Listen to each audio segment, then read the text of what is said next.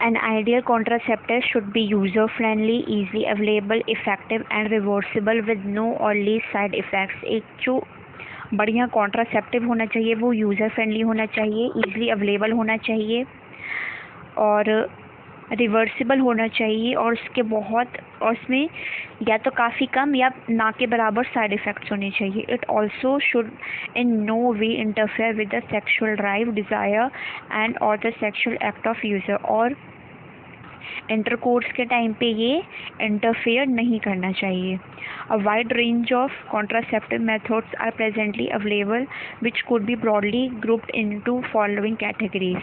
कौन कौन सी कैटेगरीज हैं इन कॉन्ट्रासेप्टिव्स की? एक है नेचुरल, यानी ट्रेडिशनल, एक है नेचुरल जिसे ट्रेडिशनल भी कहते हैं, एक है barrier method, IUDs, oral contraceptives, injectables, implants और surgical methods.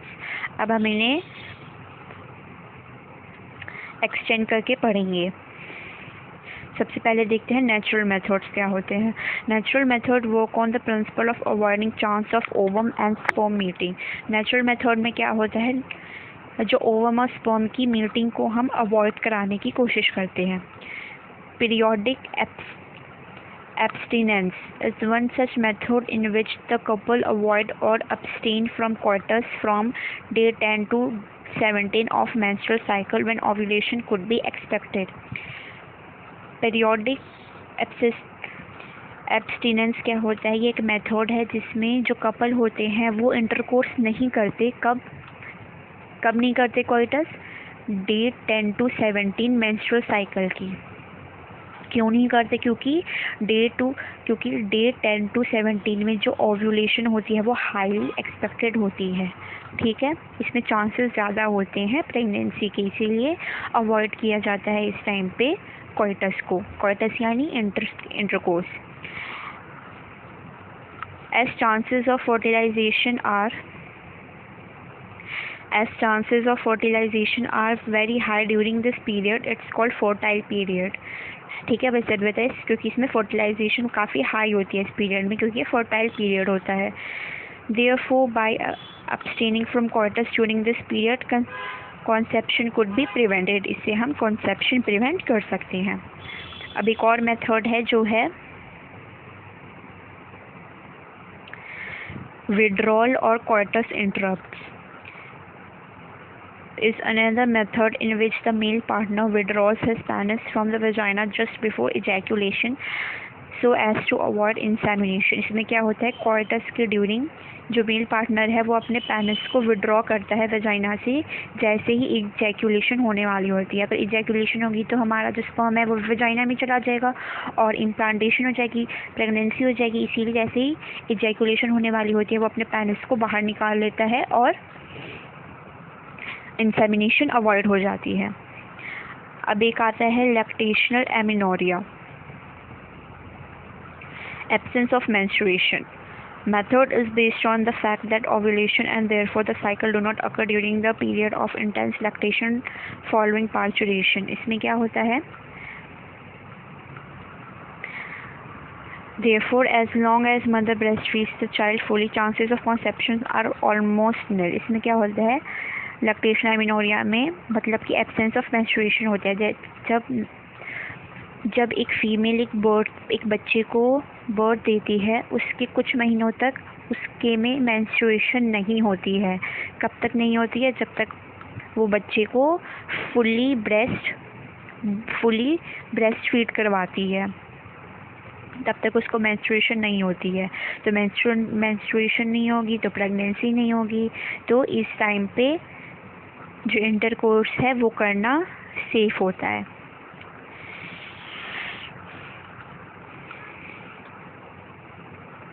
Therefore, as long as the mother breastfeeds the child fully, chances of conception are almost nil. क्योंकि फेस में क्या होता है, conception के chances almost nil होते हैं, ना के बराबर होते हैं. However, this method have been reported to be effective only up to maximum period of 6 months following parturition. ये 6 months तक आप इस मेथड को यूज़ कर सकते हो चाइल्ड के बर्थ के बाद. इसमें ना ही कोई मेडिसिन या डिवाइस की ज़रूरत पड़ती है और इसके साइड इफ़ेक्ट्स भी नहीं हैं, लेकिन इसमें फेलियर के चांसेस भी होते हैं, क्यों इसमें इस मेथड में फेलियर के चांसेस भी होते हैं। ज़रूरी नहीं कि प्रेगनेंसी नहीं होती, किसी किसी केसेस में हो भी जाती है। अब आते हैं बैरियर मेथड पे। इन बैरियर मेथड नाम से ही पता चल रहा है, ovum and sperm are prevented from physically meeting. इनको फिजिकली मीटिंग नहीं करवाने से इनको प्रिवेंट किया जाता है with help of barriers. Such methods are available for both males and females. ये दोनों मेल और फीमेल्स के लिए अवेलेबल होते हैं।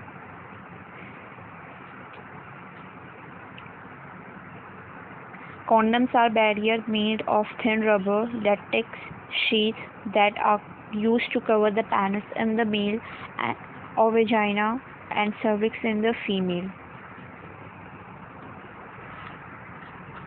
कॉन्डम एक बैरियर है जो कि एक थिन रबर या फिर लेटेक्स शीट से बना हुआ होता है, जिससे हम पेनिस को कवर करते हैं मेल में, या फिर फीमेल में उसको वेजाइना या सर्विक्स को कवर कर सकते हैं। मेल के केस में उस पेनिस को कवर करते हैं, फीमेल के केस में वेजाइना या फिर सर्विक्स को कवर करते हैं। Just before coitus so that the ejaculated sperm would not enter into the female reproductive tract. Coitus के जस्ट बिफोर इसको यूज़ करते हैं कि जिससे कि जो हमारा जो इजैक्युलेटेड सीमन है, जो हमारा स्पर्म है, वो फीमेल रिप्रोडक्टिव ट्रैक में ना जाए।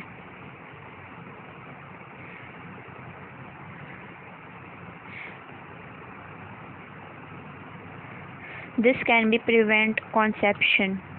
इससे कॉन्सेप्शन प्रिवेंट हो सकता है। Nirodh is a popular brand of condom for the male. Male के लिए एक पॉपुलर ब्रांड है कॉन्डम का जिसे निरोध कहते हैं। ये मेल्स का है, ठीक है। Use of condom has increase in recent years due to its additional benefit of protecting the user from contracting STIs and AIDS. जो कॉन्डम है पिछले कुछ सालों में काफ़ी ज़्यादा इंक्रीज़ हुआ है इसका यूज़, क्योंकि इसके कुछ एडिशनल बेनिफिट्स हैं, क्योंकि ये आपको सेक्सुअली ट्रांसमिटेड डिजीज़ से बचाता है, एड्स से बचाता है। Both the male and female condoms are disposable. ये डिस्पोजेबल हैं, कैन बी सेल्फ इंसर्टेड। इन्हें खुद इंसर्ट किया जा सकता है और यूज़र को प्राइवेसी देता है। Diaphragm, cervical caps and walls are also barrier made of rubber that are inserted into the female reproductive tract to cover the cervix during coitus. ये जो 3 दे रखे हैं ये भी एक बैरियर हैं जो कि रबर से बने हुए होते हैं और इन्हें फीमेल रिप्रोडक्टिव ट्रैक में इंसर्ट किया जाता है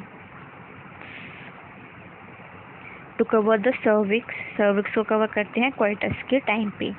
दे prevent conception by blocking the entry of sperms. ये स्पर्म्स की एंट्री को ब्लॉक कर देते हैं थ्रू सर्विक्स, ठीक है। They are reusable. ये रीयूजेबल होते हैं। Spermicidal creams, jellies and foams are usually used along with barriers to increase their contraceptive efficiency. In barriers को यूज़ करने के साथ हम स्पर्मिसाइडल क्रीम, जेलीज और फोम यूज़ कर सकते हैं, जिससे इंक्रीज़ क्या होता है, कॉन्ट्रासेप्टिव एफिशिएंसी इंक्रीज़ होती है। Another effective and popular method is the use of intrauterine devices, IUDs. Important है ये टॉपिक। ये एक पॉपुलर मेथड है, intrauterine devices, IUDs. These devices are inserted by doctors or expert nurses in the uterus through vagina. इन्हें doctor या nurses लगा सकते हैं, इंसर्ट करते हैं ये यूटरस में वेजाइना के through. These intrauterine devices are presently available as non-medicated IUDs. अब ये जो IUDs है ना, ये नॉन मेडिकेटेड IUDs में भी प्रेजेंट होती है, जो कि नॉन मेडिकेटेड होते हैं। नॉन मेडिकेटेड एग्जाम्पल्स क्या है, लिपीज लूप, कॉपर रिलीजिंग IUDs, ठीक है, सॉरी, जो नॉन मेडिकेटेड है वो लिपीज लूप है, ठीक है। और जो कॉपर रिलीजिंग अब एक दूसरा आता है जिसे कहते हैं कॉपर रिलीजिंग आयोडीज। उसकी एग्जांपल्स क्या है, CuT, Cu7, मल्टीलोड 375। ये तो नाम से ही पता चल रहा है, देखो इनमें Cu कॉपर है ना, तो इनका कॉपर रिलीजिंग आयोडीज हैं ये तीनों। और नॉन मेडिकेटेड कौन सा था, लिपीज लूप था। एंड द हार्मोन रिलीज, अब एक तीसरा भी है जो कि है हार्मोन रिलीजिंग आयोडीज। इसका एग्जांपल है प्रोजेस्टेरेट, LNG-20, ठीक है। Iodines increase phagocytosis of sperm. Iodines increase phagocytosis of sperms within the uterus, and the copper ions released suppress sperm motility and the fertilizing capacity of sperm. जो आयोडीज है वो sperm की phagocytosis को increase करते हैं with in the uterus, और जो Cu ions है ना, जो कॉपर आयंस हैं, वो स्पर्म की मोटिलिटी को सप्रेस कर देते हैं, इसको कम कर देते हैं स्पर्म की मूवमेंट को। And fertilising capacity of sperm, और उसकी जो फर्टिलाइजिंग कैपेसिटी होती है स्पर्म की, उसको भी कम कर देते हैं। द हार्मोन रिलीजिंग आयोडीज, जो हार्मोन रिलीजिंग आयोडीज होते हैं ना, वो यूट्रस को अनसुटेबल बना देते हैं इम्प्लांटेशन के लिए, और cervix hostile to the sperm.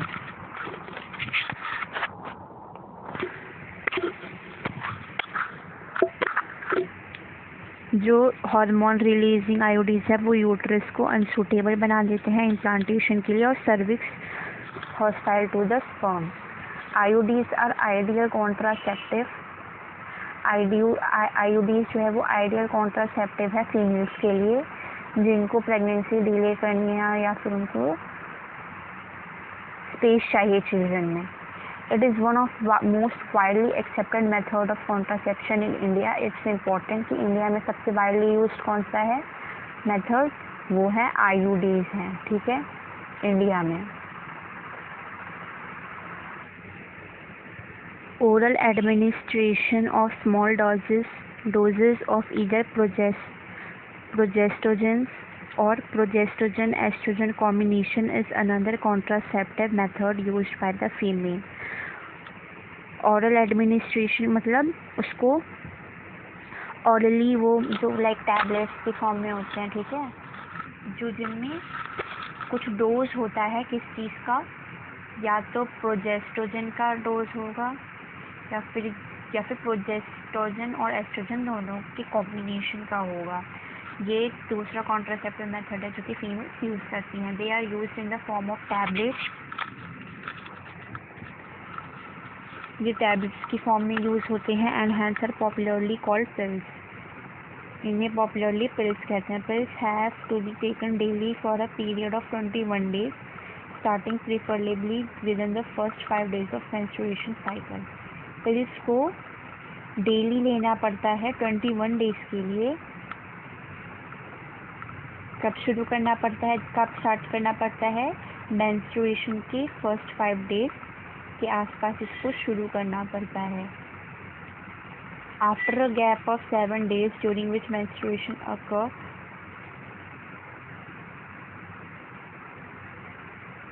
After a gap of 7 days, 7 days के गैप के बाद, जिस गैप में जो मेंस्ट्रुएशन अकर होती है, it has to be repeated in the, इसको फिर से उसी पैटर्न में खाना पड़ता है till the female desires to prevent conception, जब तक उसको कॉन्सेप्शन प्रिवेंट करनी होती है।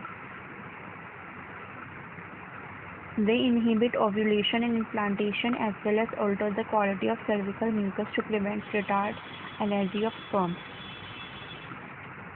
ये ओव्यूलेशन इनहिबिट करते हैं, और ओव्यूलेशन एंड इम्प्लांटेशन को इनहिबिट करते हैं और अल्टर करते हैं सर्विकल म्यूकस की क्वालिटी को, जिससे कि रिटार्ड एंट्री ऑफ स्पर्म, जिससे जो स्पर्म की एंट्री है वो प्रिवेंट या रिटार्ड हो सके।